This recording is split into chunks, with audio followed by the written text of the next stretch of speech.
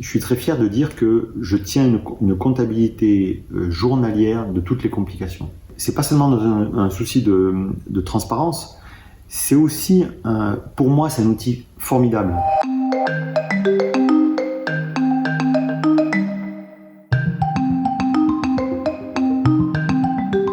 Quand je vois une personne elle me demande de l'aider, de l'opérer, je pense qu'aux complications, je pense qu'à ça. Primum non nocere.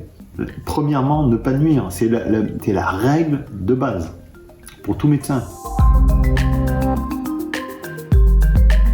Il y a des moments où, dans une opération, tu sens un truc qui monte là. Tu sens l'angoisse qui te serre. Et là, tu penses au pire. Pour moi, le pire, je sais que là, ça y est, la complication est là, quoi. Mais au moment où tu ressens ça, tu sais aussi ce que tu dois faire. Reprendre le contrôle de toi, peut-être te poser, souffler, puis reprendre. Mais et puis, évidemment, et que les patientes comprennent que je suis faillible. Et j'espère qu'elles l'acceptent. Ça facilitera beaucoup les relations après. Je suis très fier de dire que je tiens une comptabilité journalière de toutes les complications. Et tu peux aller sur mon site et tu vas retrouver depuis 2004, date de mon installation, la déclaration de toutes mes complications tous les ans. Et ça, c'est pas seulement dans un souci de transparence, c'est aussi, pour moi, c'est un outil formidable. C'est-à-dire que je prends conscience de toutes les complications et tu fais attention pour les prochaines interventions.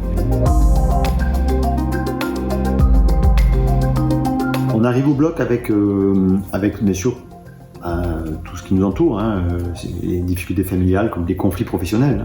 Quand tu es en conflit avec l'anesthésiste avec qui tu travailles ou avec la direction de l'établissement dans lequel tu travailles, tu n'es pas dans les meilleures conditions pour travailler. Donc, ça arrive souvent.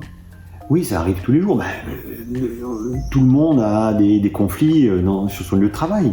Mais ça, c'est très mauvais. C'est très très mauvais. Et il n'y a pas un nombre assez important finalement de complications qui sont liées à des difficultés dans les relations professionnelles.